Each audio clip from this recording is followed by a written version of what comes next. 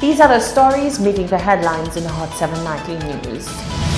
A local clergyman condemns the perpetrators of crimes of sex trafficking. For this to be happening here is scandalous, is dehumanizing. The first ever Castries Urban Forum hopes to develop a new vision for the city. And newborn babies are to receive a new vaccine in the fight against liver disease and liver cancer. We have the details coming up.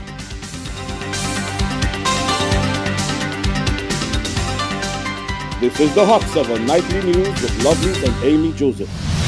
Good evening. It is Friday, the 2nd of November, 2018. Welcome to the Hot 7 Nightly News. I am Lovely St. Amy Joseph. Thank you for joining us. Following the homicide of Kimberly Williams de Leon earlier this week, clergyman Monsignor Michel Francis is speaking out against the act of domestic violence and is urging victims of such crimes to speak out. Rochelle Gonzalez reports. The Vicar General of the Archdiocese of Castries, Monsignor Michel Francis, has sent out a call for victims of domestic violence and violent crimes against women to speak out and move away from their dangerous situations for their own safety. The clergyman was speaking in light of the gruesome homicide of Montfortune resident Kimberly de Leon, who was shot several times about the body on Tuesday. Early in the police investigation, de Leon's spouse was named as a person of interest in the crime. However, he has since been released. On Friday morning, Monsignor Michel, who is also the parish priest of Grosley, said the issues of domestic violence continues as people involved usually believe that it is a matter that they can resolve on their own without outside interference. We don't like to wash our dirty linen in public, and we always think that we can manage it. We always feel that we can, it will be resolved, and so it happens once, it happens twice, it happens again, but eventually somebody may strike a fatal blow, which is what often happens. And when people have domestic conflicts, very often they do not like to seek counsel. And it's more so on the part of the men, the male, because you see, we live in that macho society where men feel that if they are called to go to counsel, to counseling, that they have a problem, and men feel that I can resolve my problems on my own. Not so. Monsignor Michel said when it comes to this form of violence, there is a need for intervention whether it is wanted or not. He continued to say that there is no place for hitting in a relationship where love is supposed to exist. We can find ways of managing our disagreements. And when once, somebody will have to strike, whether it is with a hand or with any other type of weapon, particularly those that are deadly, that becomes a no-no. And so that discussion needs to be had. And persons who are in those situations, they need to also come out and speak. But one of the problems I know that we have is that, sometimes that matter is reported to the police, and the police comes in, and when the police has to act, then you hear very often the victims, who are the females, they stop the process because things have got better. And it becomes frustrating for the law enforcement officers who really do their job because of the fact that, when they have to move forward with it, they are asked to stop. Monsignor Michel said the conversation is needed now more than ever and that the secrecy aspect of the problem needs to be brought to light. Reporting for Hot 7 Nightly News, I am Rochelle Gonzalez. Thank you, Rochelle. The outspoken superintendent of the Methodist Church is railing against moves towards decriminalizing and possibly legalizing marijuana. The Reverend revealed that although Canada has taken the plunge into the sea of recreational and medicinal marijuana, St. Lucia needs to understand its limitations before taking steps to decriminalize the herb. Sonaj Alfred reports. All well-meaning people of St. Lucia must rise up and say no to any attempt to decriminalize marijuana use in the country. So says Reverend Seth Ampadu in a recent press release calling on the St. Lucia government to not bow to the pressure of legalizing marijuana. The candid clergyman expressed that these sentiments are his own personal reflections, as the Methodist Church has not spoken on the matter to indicate their stance. Speaking with Hot 7 Nightly News, Ampadu highlighted that while Canada has consented to cannabis usage, small islands like St. Lucia need to understand their limitations before thinking about legalizing marijuana. Canada, I would say, is a developed country. They have all the facilities, the wellness centers and other things, which we have not gotten there yet. So for us to look at what they have done and also do same, I think it is a wrong move. And for all you know, even though we have not legalized it in the country, but it seems a lot of our young people, they are involved in that. So once we attempt to legalize it, what is going to happen is that it is going to be abused.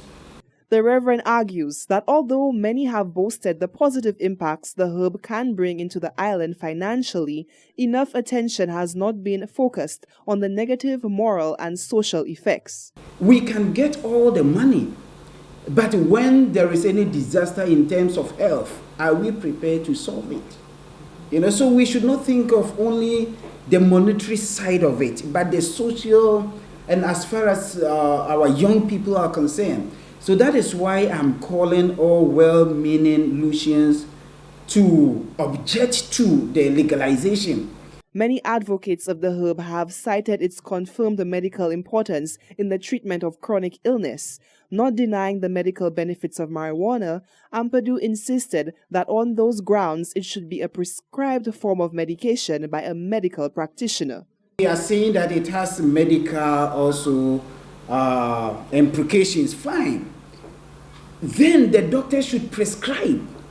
In speaking with Hot 7 Nightly News, Ampadu drove home the point that currently in St. Lucia, the proper mechanisms are not in place to move forward with the legalization of cannabis for now. He highlighted that wellness centers need to be established to understand and deal with any health implications that can arise from indulging in the herb. A restrictive age limit must be in place to bar impressionable youth from using cannabis, and monitoring systems must be set up to ensure that restricted youth abide by the age of cannabis consent. Reporting for Hot 7 Nightly News, I am Solange Alfred. A leading member of the St. Lucian clergy has condemned the perpetrators who both control and engage in crimes of sex trafficking in St. Lucia. Monsignor Michel Francis has called the phenomenon, which has been growing in strength underground, one of the worst acts against humanity. Rochelle Gonzalez has more in this report. The Catholic Church has made a strong condemnation on a brewing crime which has been thriving in the shadows of St. Lucian society for decades: sex trafficking. Monsignor Michel Francis, who is the Vicar General of the Archdiocese of Castries as well as the parish priest of Grosile, spoke exclusively to Hot 7 Nightly News about the topic, which has been highlighted after a female foreign national was rescued from a life of sex slavery last week. He said any act that is dehumanizing cannot be applauded, and that the human body is not meant to be abused, especially in a sexual manner. Sex is a wonderful thing when it is done within the context of mature relationships within marriage as the best place that it should be expressed. And so when one's body is being used for commercial purposes, this is very dehumanizing, and it goes against what it is to be human, because that person becomes a slave. They are owned by somebody, and they have to go with by the whims and fancies of that person. I am so shocked to know that this thing has been going on so long here. Monsignor Michel said this was a crime which he thought was predominant in bigger countries, as they are highly organized. He said the crime should be called out and stamped out for everything that it is. It is an organized thing, and these people's travel documents are confiscated from them once they get there, because they are brought into these countries on the pretext of work, to do domestic work and so on, and only to find out when they get there they are slaves, and they cannot communicate with their families, or they could not dare tell them what is going on. So for this to be happening here is scandalous, is dehumanizing, and while there are persons who benefit immensely from that trade, we have to call it by the ugly name that it has to stop. And I think I heard the testimony of somebody who was in the business but was able to get out. We need more people like her who will be able to come out and to help the process of helping people to exit from that prison. Hot 7 Nightly News reported on the story of a former sex slave last week Friday. If you want a chance to see this report, you can find it on the Caribbean Hot FM Facebook page. Reporting for Hot 7 Nightly News, I am Rochelle Gonzalez.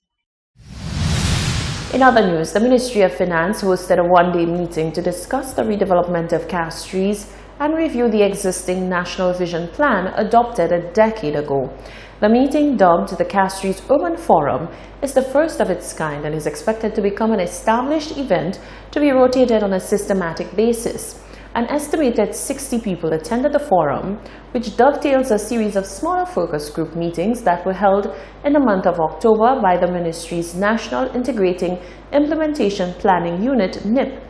The one-day forum was jointly hosted with UNOPS and was modeled on the same principle of the United Nations Urban Forums of being an inclusive, highly participatory event for exchanging views and experiences on urban challenges. Director of Finance Cointhia Thomas says it is hoped that coming out of the forum, they can develop an integrated and shared vision across various sectors. On our first urban forum in St. Lucia, let us be inspired by these examples. Let us work together to build a more sustainable and resilient capital city that provides safety and opportunity for all. Ladies and gentlemen, today we are here to solicit your help to review and update ideas contained in the 2008 Vision Plan. This review is being done to ensure alignment with the multilateral frameworks. Central to our approach is the conduct of consultations with all relevant stakeholders via a combination of thematic focus group meetings, individual and agency discussions. The new vision for Castries is being discussed under the themes of housing, social and urban services, natural environment, climate change, culture, heritage, religion, urban and rural economy, and built environment and infrastructure. During the forum, the ministry officials and their partnering UN agencies hope to collect additional data and keynotes that will be essential for informing the Castries 2030 vision. Howard Wells of the ministry's National Integrating Implementation Planning Unit, NIP, says much has changed since the vision plan of 2008, and these must be taken into consideration. There is a need to assess Castries' historic core, the inner city, the urban grid, then the changes to the core of Castries as it traversed the 21st century. We need to observe and assess how Castries has grown. Is that growth planned, or is it just organic? Is Castries functional? What are the defining limits of the core city? When, for instance, we look at some of the functions that have moved to places such as Sanssouci and as far as cul-de-sac. Any redevelopment or vision in exercise for Castries must take into consideration the limits of the city, the physical limits. The aim is to deliver a draft vision by the end of 2018 with a roadmap for implementation starting next year. You're watching the Hot 7 Nightly News. Still to come, Digicel causes pandemonium in the city of Castries. A reading roadshow gets underway in the hopes of encouraging literacy in schools. And the NWU says resolve is a must when it meets with the Bank of Nova Scotia. Stay with us.